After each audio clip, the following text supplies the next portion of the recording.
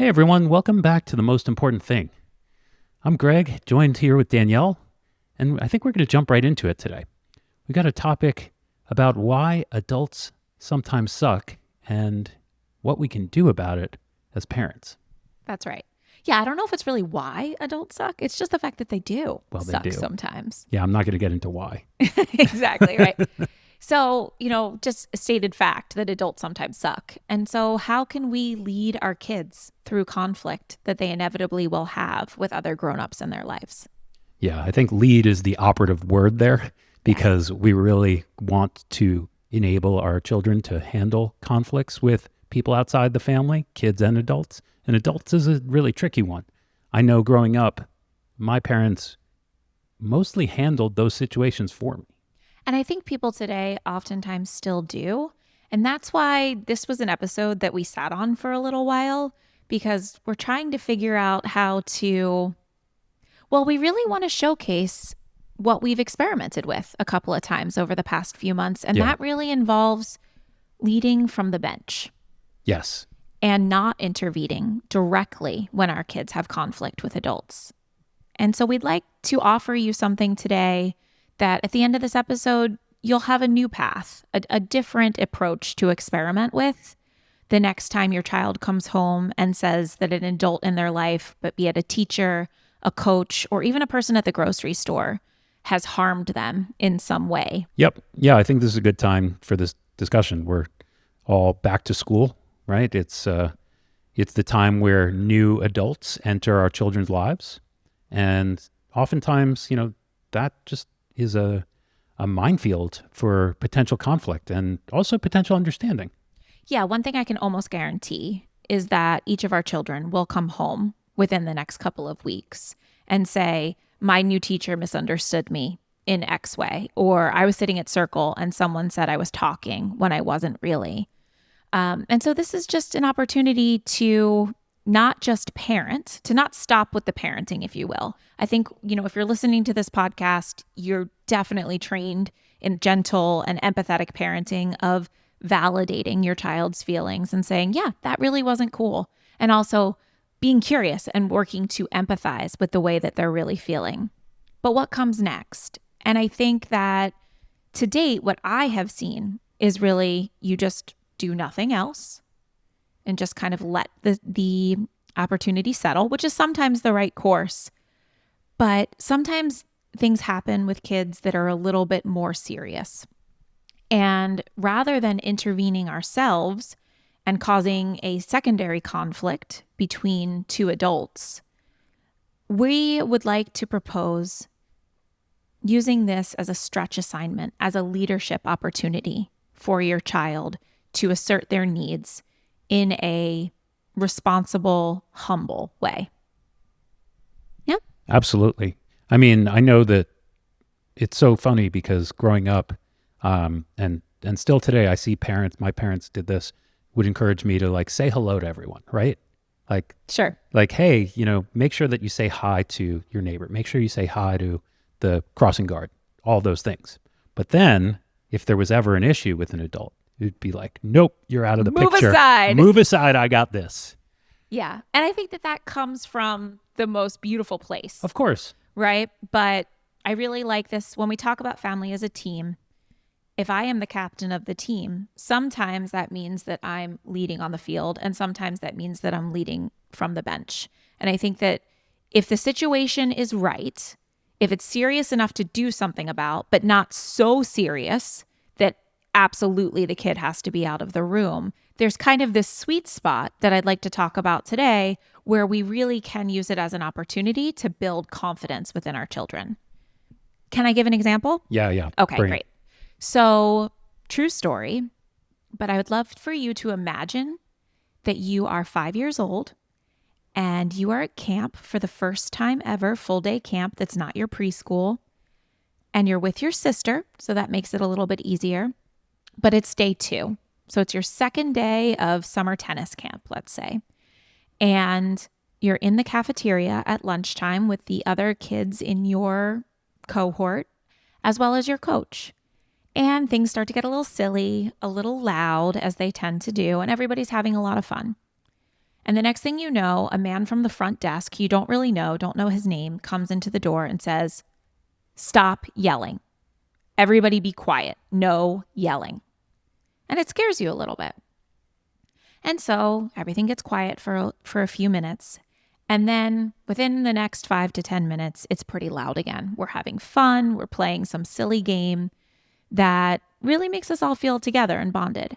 And the next thing you know, that same man walks back into the door, this time with a flashing blue and red phone, screaming into it, "That's it. The police are coming. They're going to be here in 5 minutes because you guys didn't listen." How do you feel? I feel scared. Hold me. Yeah. And that's how Jade felt too.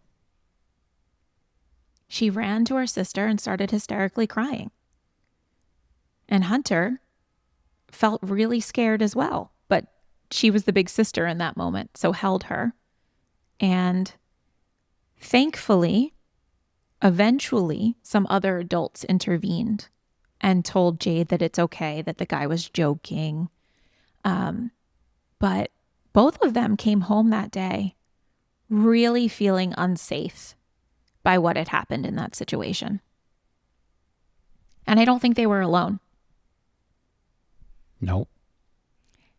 And so when Hunter told us right after the second day of tennis camp this year, my first reaction, of course, was, "Oh my God, who is this guy? I'm going to call right now. I'm going to rip him a new one.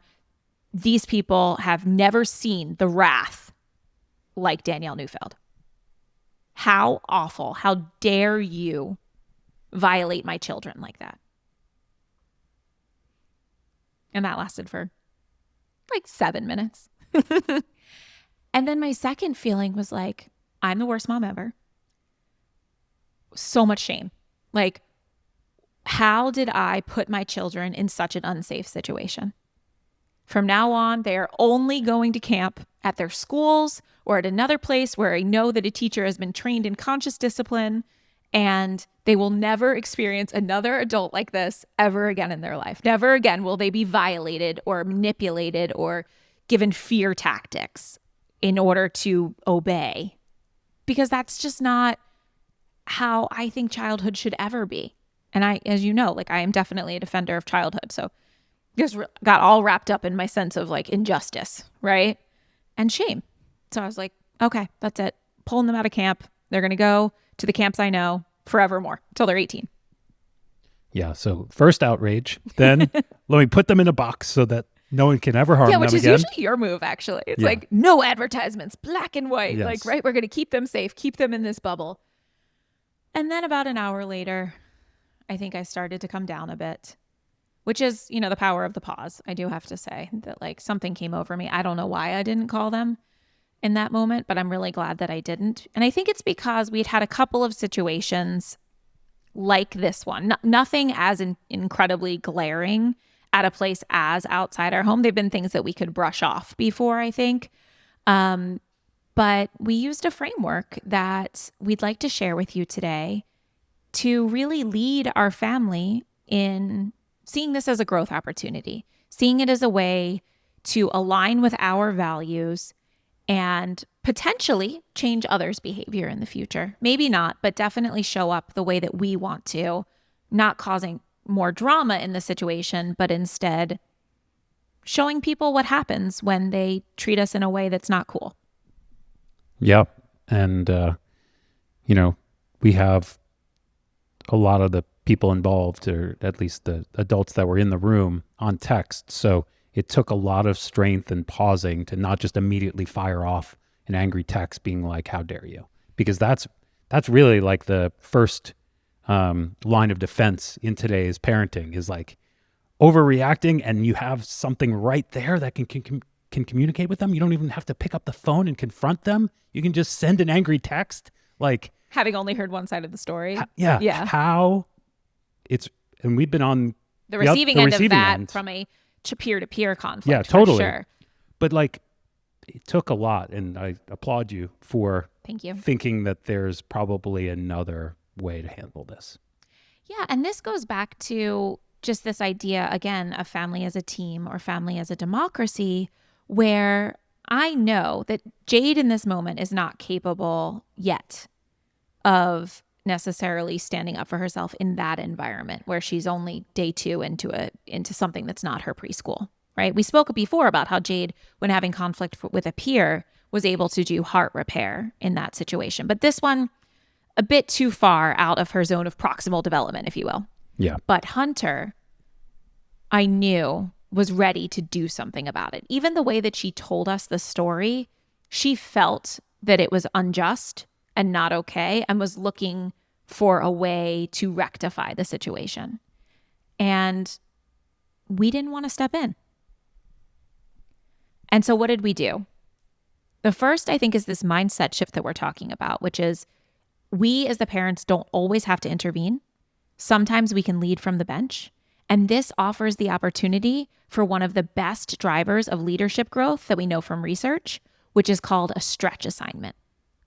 So what is a stretch assignment? A stretch assignment is something that is just beyond a person's current capabilities, but when supported correctly, can really lead to optimal growth. Not only that, but success in stretch assignments and offering stretch assignments in general is the number one driver of leadership growth. We know that from leadership research through things like the Center for Creative Leadership and others.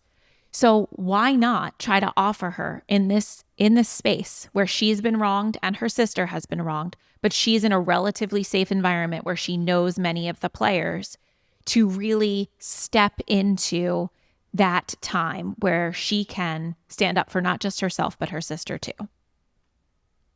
So that's one. See this as a stretch assignment. And then what do we do within the stretch assignment? 2 things. The first one is to identify a trusted adult in the situation that is not you or me. It is not mom or dad. And so in this case, her coach was actually in the room, in the kitchen, when the man came in both times. And so he witnessed everything that happened, and in that moment didn't say anything. Nor did he validate or empathize or the things that we do as parents. And so he would have been the person that I think in path A or old path, we would have gone to. Yeah. Right? And yelled at, how could you not defend them, or whatever it is. But we know that that's going to put him immediately on the defensive, that based on what we know about him as a trusted individual, that he probably does feel a certain kind of way tonight, right? When this is happening, and probably wasn't that proud of the way he didn't show up for the kids already. Yeah. Right. So we don't want to shame or further disrespect someone who wasn't operating from their best self. No. And we didn't know the rank and order of the organization. Is it his boss? We don't know who this man is. No, and I think that's intentional too. Like we knew that this was a person who had been the kids' instructional coach for months on the weekends. We put them in a safe enough space in tennis camp where we knew some of the players. But to be honest, like we aren't the types of helicopter parents that are going to go in and audit the first day and make sure that everything is being done by the rules. Because I'm climbing my own mountains, people. Like I just don't.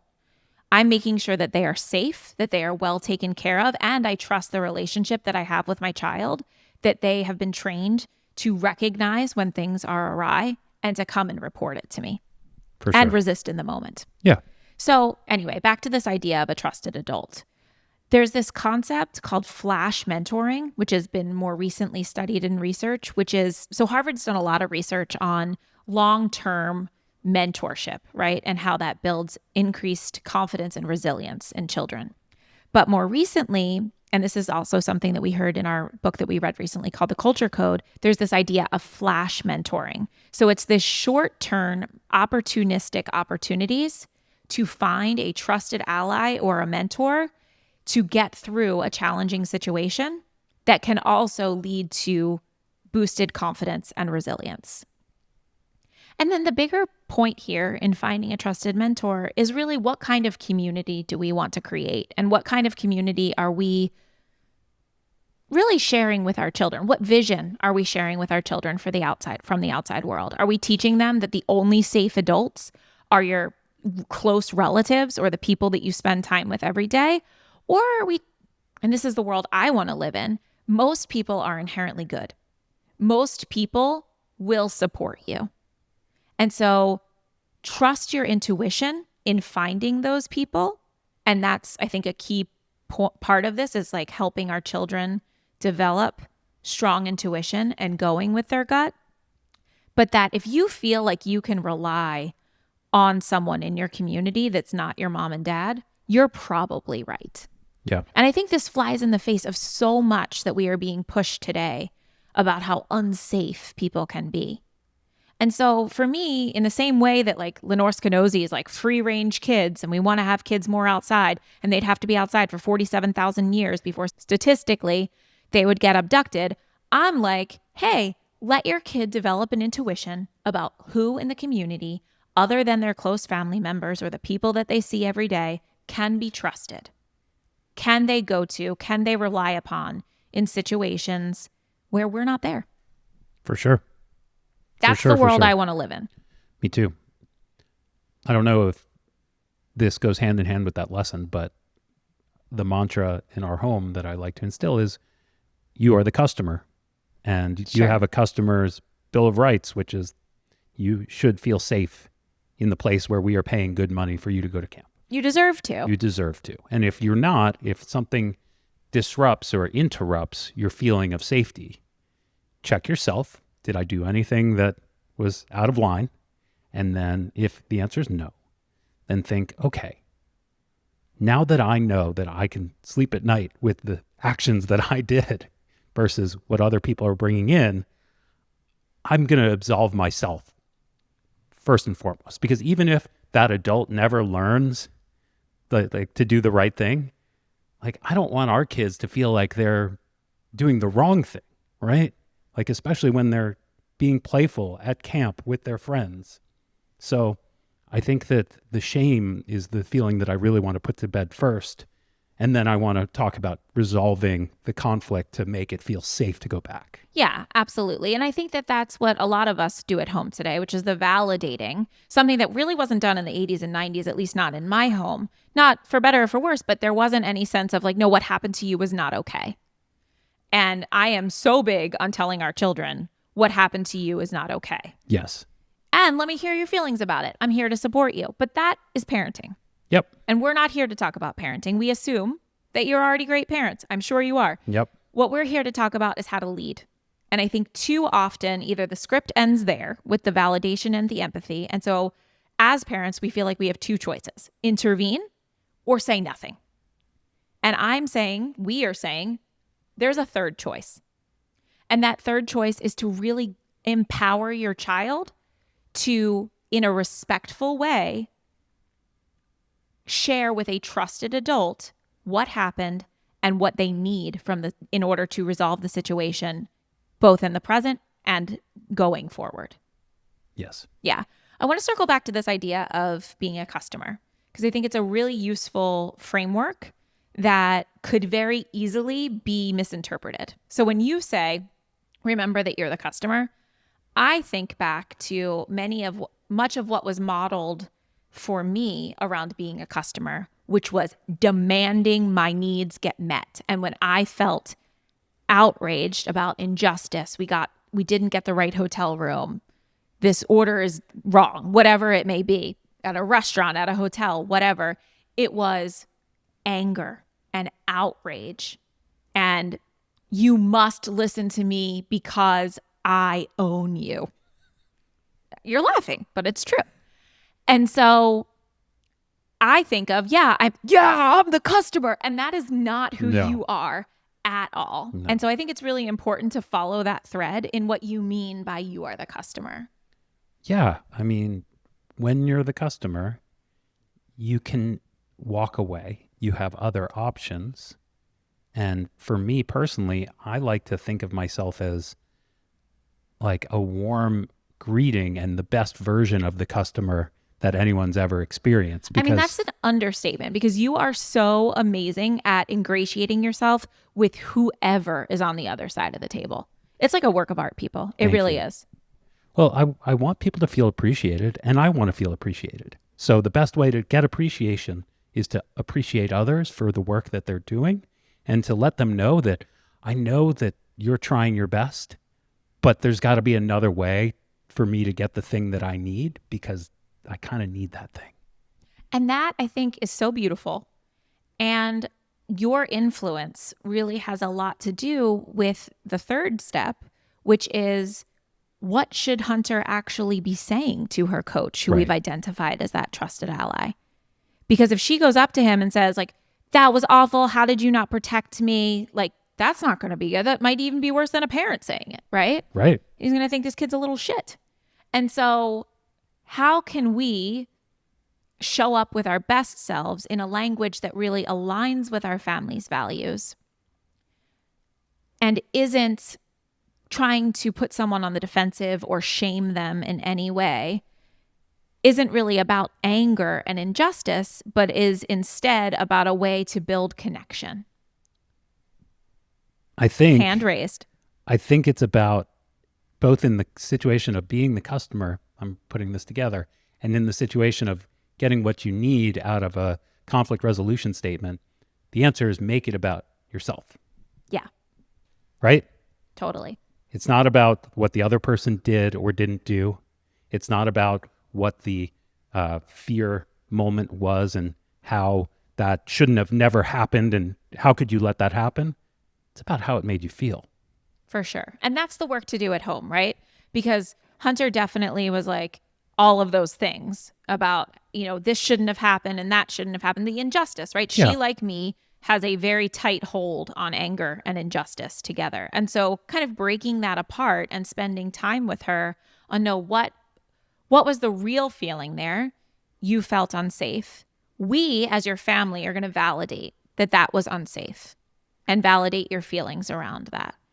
We can't, trusted ally or otherwise, we are not going to expect that from other people. Yep. Right? What we are going to expect from other people is for you to share the way that it made you feel without a need for validation and what you need in the future. So really leveraging these research-backed principles of nonviolent communication. Yep. Which really involve an observation, so an internal observation of what happened for you, identifying your feelings, so key, like you said, not about how other people responded in the situation, but how it actually made you feel. And then what are your needs and what are your requests? Mm-hmm.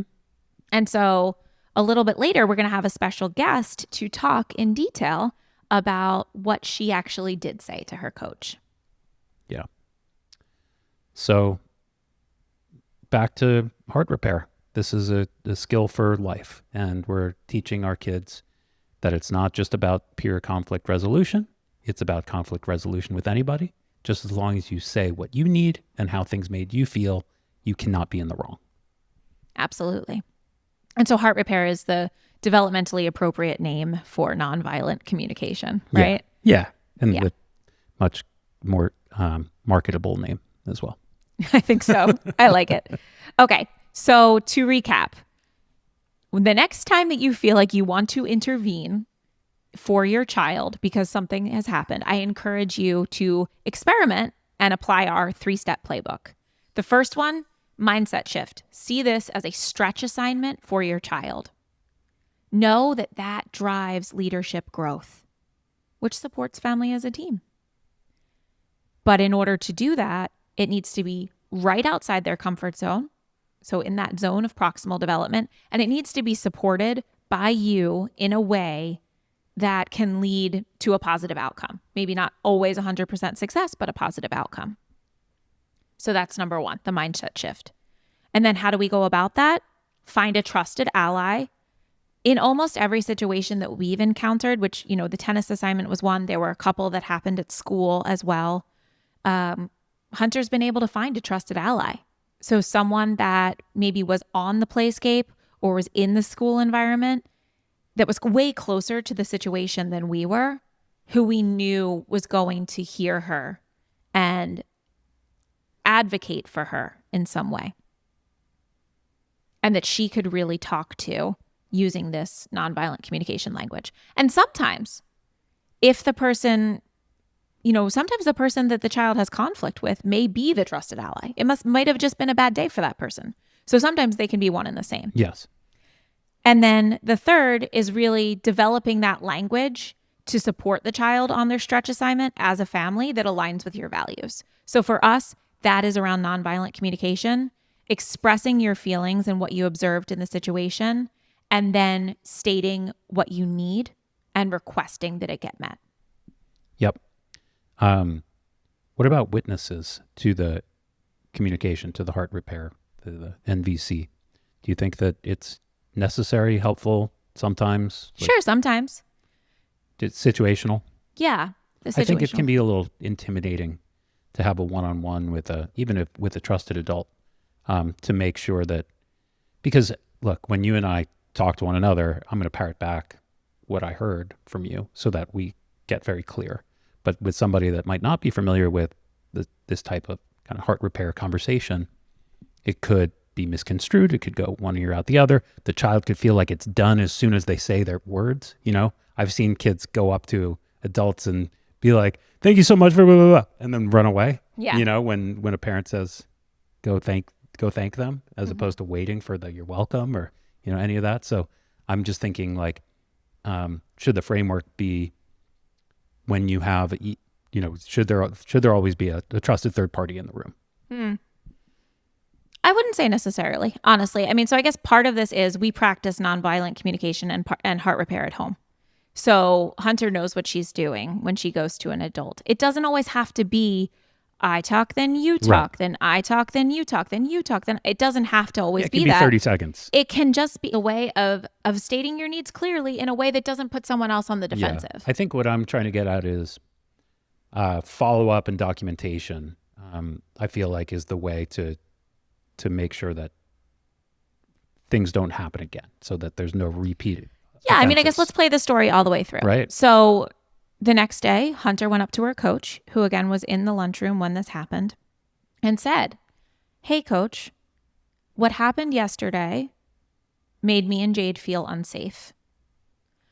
I need you to make sure that doesn't ever happen again."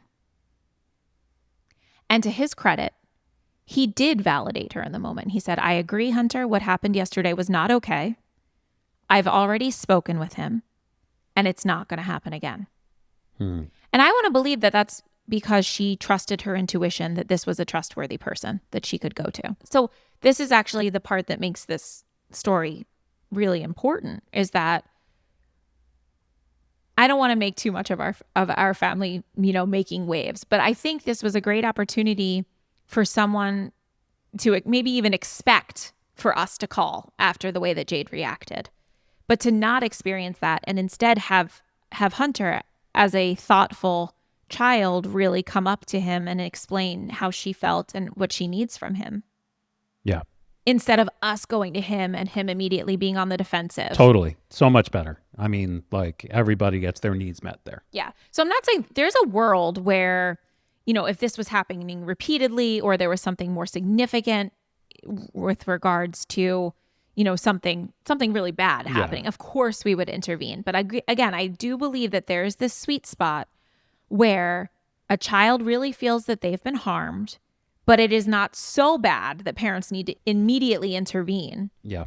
That there's really this growth opportunity for both the child and the adult who sucks at that moment to really make change. Yeah. I think when it comes to problems with peers, and definitely problems between children and trusted adults, or adults in one of their camps, schools, after school programs, etc., like, it's like a inverted dartboard. Like, it's all bullseye for things that the children can probably handle, with a little bit around the rim where we should intervene. That's been our experience to date. Yeah. Yeah.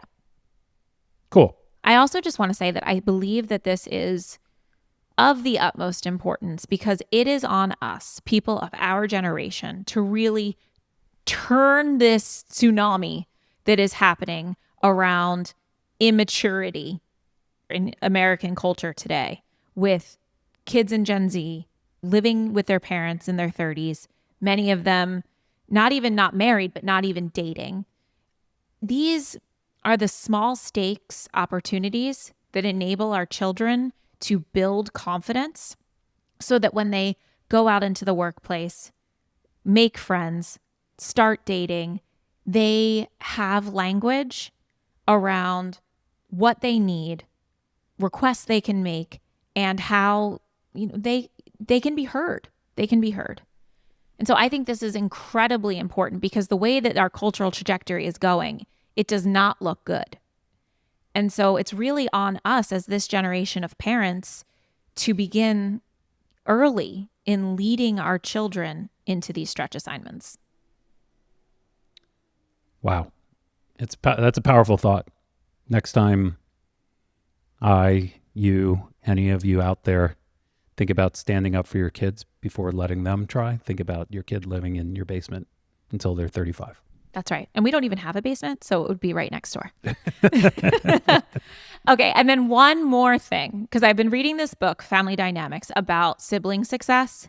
And so I just cannot underscore enough how beautiful it is that Jade gets to watch Hunter assert for our family. Mm-hmm.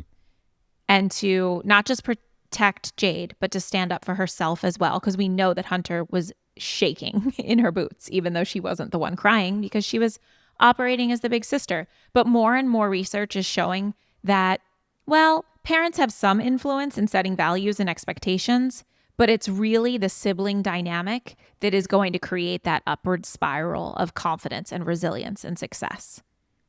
And so I think this is a beautiful example of Hunter taking the lead and really demonstrating what good can look like for Jade. Yeah, it's awesome. It's awesome.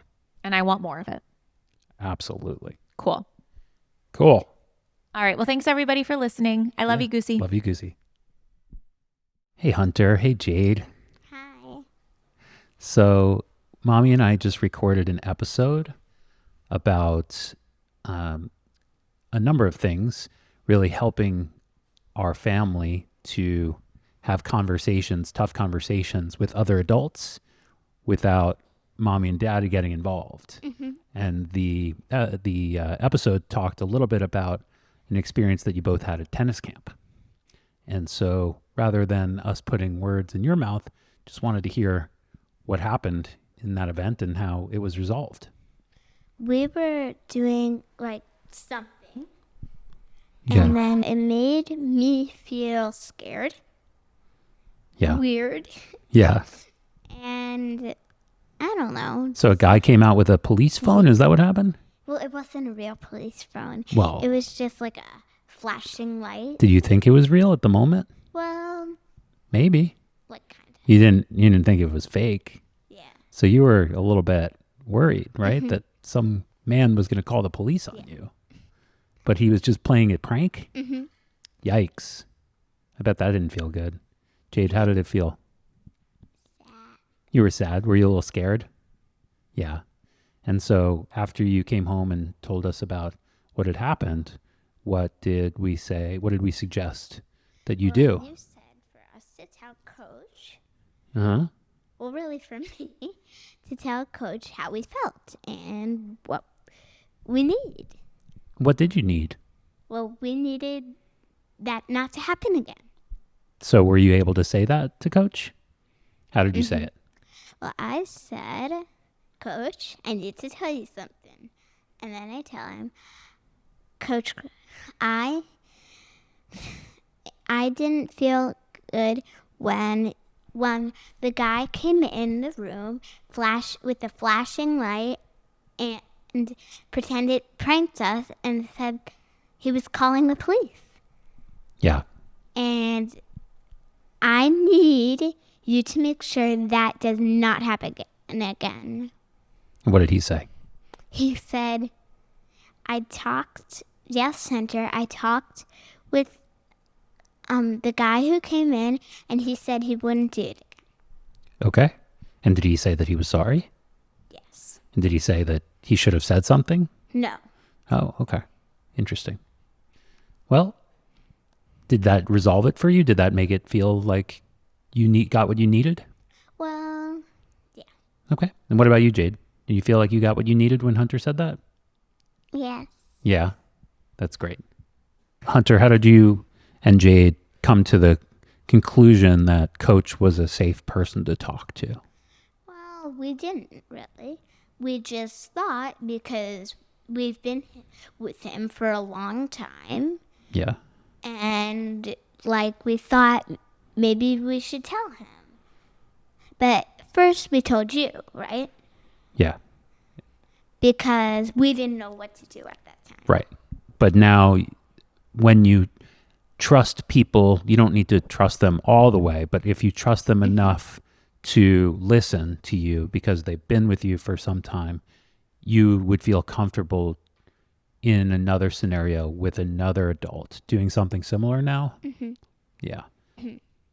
Yeah. How does that feel Because- to know that you can take this on yourself? Great. Yeah. Tell us more about how it feels to have mommy and daddy trust you to talk to other adults. Tell us how it feels inside. Good. And scary. What's scary about it? Well, Hold the microphone because close. First, so it's scary because it's hard sometimes to stand up for yourself and say it yourself instead of having a parent or person do it for you. But it's better for you to do it. Yeah. And it feels like it's more repeatable, right? Mhm. That you actually can take on these types of situations yourself versus having to wait for someone else to do it. Mm-hmm. Yeah. Anyway, because if Mama would have said it or you would have said it, it would just make it all different. And I don't think Coach would say the same things he said to me. Yeah, right? Because then it's not about you and him having a conversation. Mm-hmm. So this is actually better. You bring up a good point where this is actually better for the adult too. It's not just better for the kids involved. Yeah, because for the adult and person's relationship. Yeah, totally. Love it. Well, thank you so much for sharing. This is a beautiful reflection on what sounds like started out as a hard experience, but now is an empowering one. And we hope that you don't run into many of these, but we know that you will. So we know that you're prepared, and that's what we're here to help you do, is prepare. Any parting words? Well, I'd like to say thank you for helping me cross my feelings You're so and say welcome. my feelings. You are so welcome. Thanks for trusting us to share them. You're welcome. Love you. Love you too.